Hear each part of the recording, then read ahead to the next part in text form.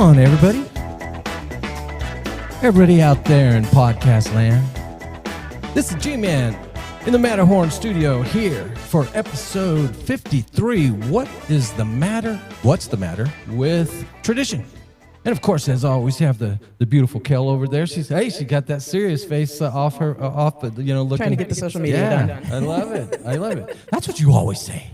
That's always true. That's right, because we don't do much lying around here. Sometimes we get in trouble for not lying, being too honest. Yeah, being too truthful. But hey, so what's the matter with tradition? We also have in the studio a couple of guests today. I'll get to them in a minute. And what's the matter with tradition? So we're going to be talking about the good, the weird, and the why. Traditions can connect us, comfort us, make memories, give life rhythm. They can also get weird. They can get expensive, outdated.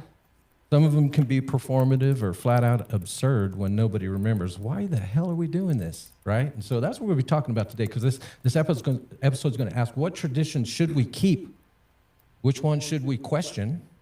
And which one should we retire with honors, right? And so I think it's going to be pretty powerful. We have some guests in the studio today. We have Mr. Don and Kathleen Hanley, right? All right. Oh, yeah, let's do a little clap here. Yeah, we did a mic check already. Wait, I got that around here somewhere. Oh, here we go. Yeah, I like that. That sounds much better.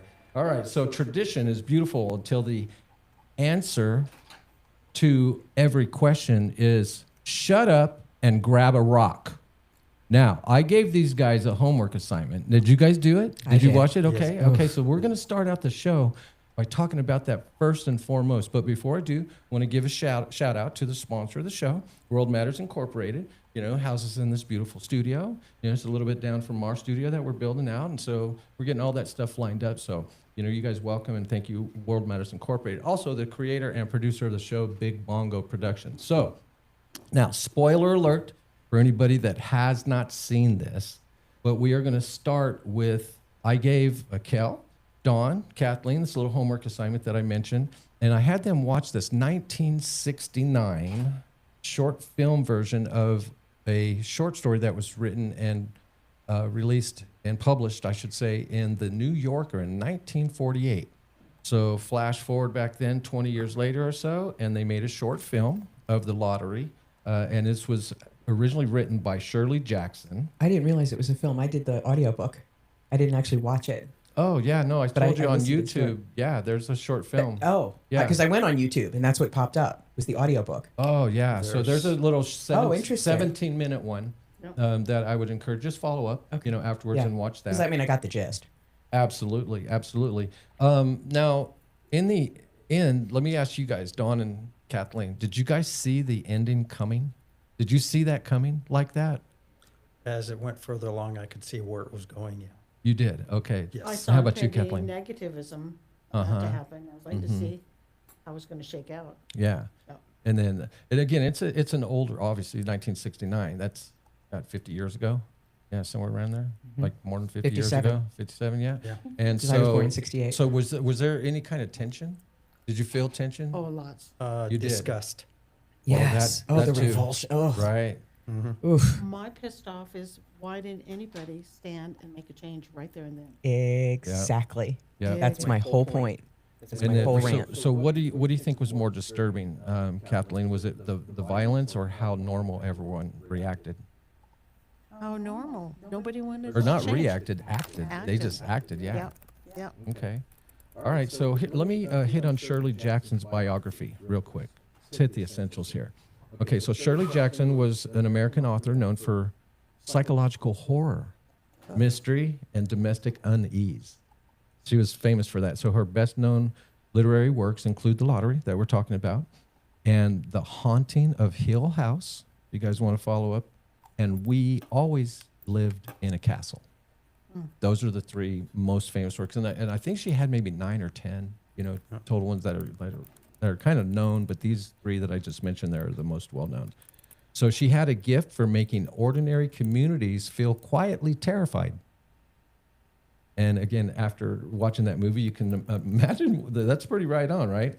And so again, it was published in the New Yorker in 1948 and caused a major reaction from readers. So, quote, she basically walked into polite American fiction. She dropped a grenade in the town square and said, "Let's talk about community." That's kind of what she's known for. So, Kel, now you comment a little bit more, just from the audio version. What was your take on that?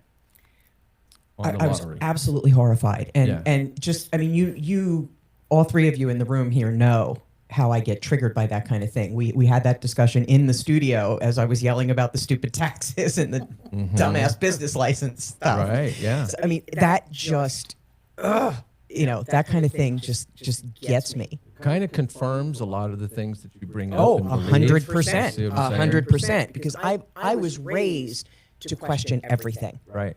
Even my parents, they hated it, Well, but and that's, they again, knew what they were doing. We just talked about idiocracy, and that's one of the aspects of dumbing down that we talked about, is that people they're not being taught to critically think. Right. They're not. They're it's purposely being obscured. Right, and they're making it a bad thing to question.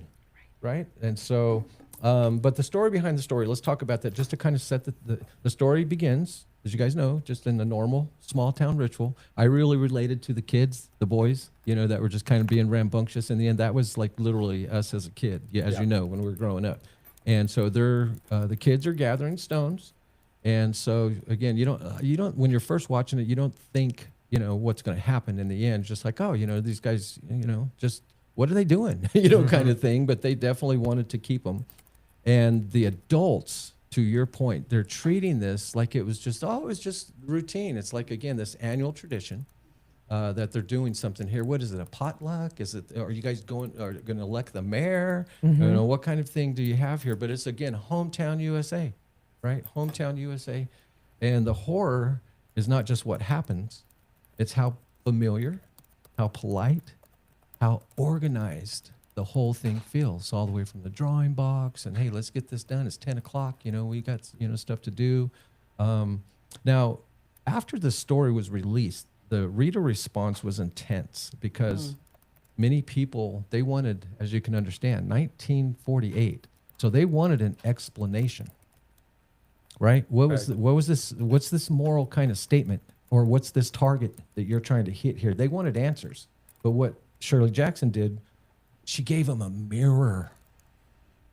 Really? Think about that. Like, that was a mirror of what she was trying to say. This is the way society is. We do a lot of shit. We don't even think about it anymore.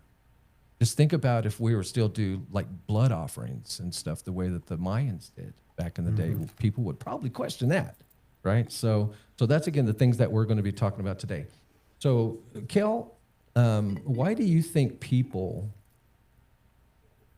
after this story was released and published, why do you think that they were so angry or confused?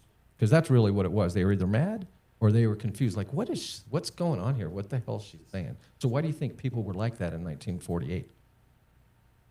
Well, I think there was a lot of confusion in society with the war, with the escalations of 4 years after? Mhm. I think the treaty probably just like officially kicked in. Sure. Probably in that year, if I recall. Sure. And I think there was a big,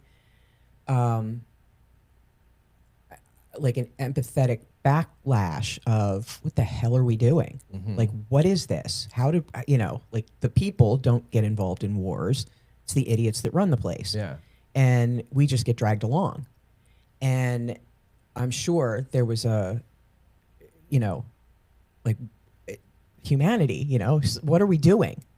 So that when you see a deliberate thing like this, I'm sure it just, they were like, no, we know better? Didn't we learn? Right. I think it's that. I would imagine that probably, I couldn't find anything where she actually articulated, this is what I'm trying to say. But you can imagine 1948, before the civil rights movement in the 60s, there was probably some grotesque things like sure. some hanging still going on. Lynchings. Right? Yeah. And so who knows what motivated her, but what a statement she made. Okay, Kathleen, did you kind of think or pick up on any particular tradition or any kind of human habit of obeying tradition without thinking? Did you pick that up when you were watching it? No, No, no, not any particular. nothing in particular. And then again, so what do you think's more disturbing? This is to me a tough question. Do you think that it's more disturbing the actual act itself that was in the end, or the town's calmness about it? The town's Yeah, calm. it's the acceptance, Yep. the apathetic acceptance. Agreed. From littles to the old man, I'm going. Everything in Nobody stood up between. and said, no, Right, right, we'll stop this. Let's demolish the box. Yep, and everything in between. right. Let's see here. All right, so let's talk about the characters. Did one at a time. Don, did you have a quote a favorite character? Something that's kind of dark. It's hard to do, but who was your favorite character? I think I found the two most disturbing characters. One was the old man. Right. Let's hurry up and get this done. Mm-hmm. I've survived it. I've done this Come on, we're bored. 73, Let's go. 79, bored. The other character, and it was the one lady that came in late, and they were talking. It's like, oh man, this is a beautiful day for this event. And that was Tessie. That Was Tessie. Yeah. So let me give you a little, everybody a little taste of the old man. Warner. 77th year I've been in the lottery. 77th time. They say over in Warren County they're talking about giving up the lottery. Pack of crazy fools, listening to the young folks. Nothing is good enough for them. Now that was of course Old Man Warner Warner. in the story, and so but before we talk about him, let's talk about Tessie. As you mentioned, Don. So she arrives late, casual. She was joking, and you kind of think, oh, that's the neighborhood mom. Until you knew what was going on. Yeah, it's just like Yeah, when it first started, I couldn't figure out the stones. That didn't make sense, because the way the meeting progressed, as the people gathered, it's like, okay, we're going to draw the lottery for who's the town mayor this year. exactly, something like that. And I mean, and that's, I think, part of what made it so disturbing Right. is the fact that it was an annual occurrence. It was expected. It was like, okay, I'm doing my duty to serve the town. Yeah, the one lady made the comment, like, man, it just seems like yesterday, when we were doing this, like, time's flying by. Now, Kathleen, Tessie, still talking about Tessie. Now, what do you think about the aspect of her that she participates in the system until the system selects her? I mean, she only objects when she's the one that becomes the target. How do you feel about that? It's like you're okay with it until the tables are turned on you. I know the concept. Yeah. Just the overall clip I found annoying, extremely annoying, because in case you guys didn't know, I'm kind of vocal. You're what? Vocal, Okay. yeah. Yeah. When things aren't quite right, I'm kind of, hey. Yeah. And it made me mad. So many people yielded to it. Yeah. Didn't even question. Like it was like the town picnic or the Yeah. county fair. I'm not into Here we are. Yeah. somebody being hostile to make a change. Just Yeah. communicate. Communicate. Something's wrong. What do you think's wrong? Okay, show your side. Let me know. But it's followed by death. I'm kind of going, whoa. Doesn't make And a sense. torturous death. Hello. Yeah. And they had to have gotten this concept probably from some archaic, tradition, not necessarily the stoning, but again, 2,000 years ago, stoning stoned was it. a traditional if Yeah. you messed up, And it for still some is reason. in- So, But see, that's the difference. Back then, it was because it was that was the responsibility you took on because you broke.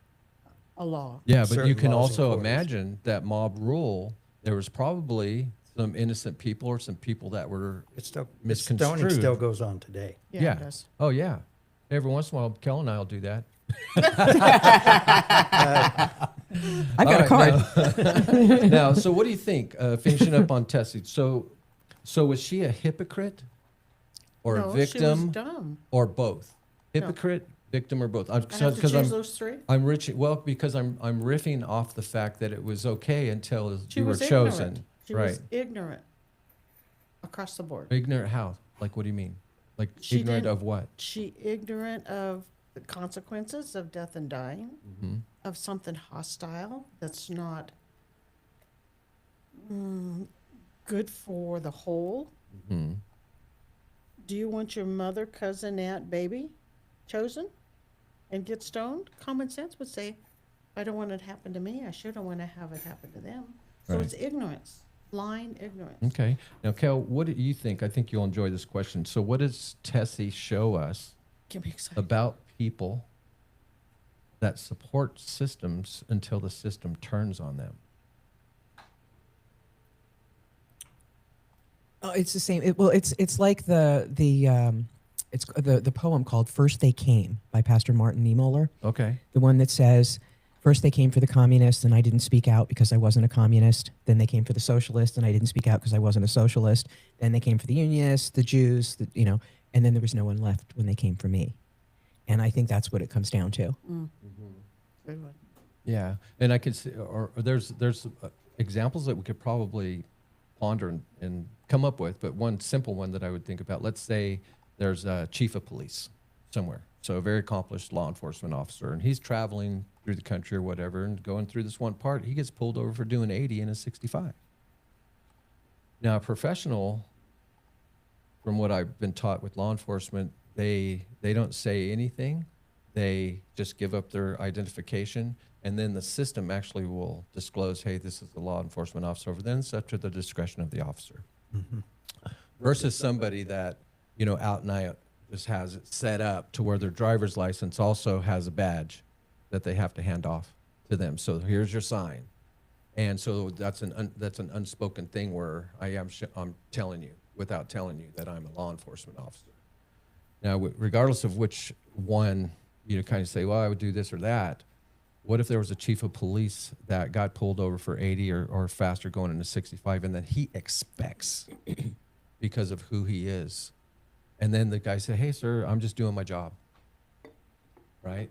And then he gets all pissed off and starts making his phone calls and stuff like that because he can't accept something that he's a part of going out to other people. But then when the tables are turned the other way, that's the first thing that come to mind. Yeah, as far as that's a really good another- point. Another example. So We see it all the time. yeah. And so let's see. Lastly, what do you think? Can you guys come up with a modern version of today of a it's fine until it affects me? Most things are like that. It's Yeah. the NIMBY, the NIMBY phenomenon, not in my backyard. Data centers. Well, yeah. good Oh, I have Which- some which I'm- research. I have some research going Yeah. on that. Yeah. I'm actually thrilled to see it. You are? I'm glad to see the fights against it. Oh, I see what you're talking Yeah, about. yeah. Yes, absolutely, and it's good that it's out there. But I have somebody that that's going to be contracted to be doing work on them. So I have him finding out some stuff about their processes. To do work on a data center, construction work. Mm-hmm. Oh, interesting. Interesting. Yeah, and Google's tied into them and all that stuff. So I can't talk too much about it. Here or out at USA? No, both. Huh. Yeah. So So much for the basically he's going moratorium. to find out if it's a good one or a bad one. Because that's what I found in my research is that there are some data centers where from Well, we need some. the water standpoint, they actually regenerate stuff and they do it the right way, and it actually creates excess water. So you actually, by having it, you have more water than you get. But some of them are bad, and they use exactly Chemicals.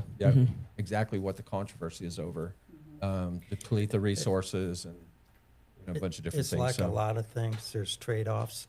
Some of them are a little more. Not with this. There aren't enough.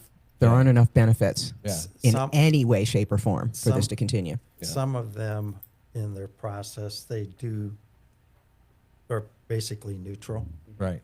and others are not. Exactly. Well, Because there's of the way they're definitely, built. and there's definitely, having lived here for 30 years, there's definitely still a good old boys network around here, as it is in a lot of areas. So let's focus on Old Man Warner real quick. So to me, he I mean, no brainer, right?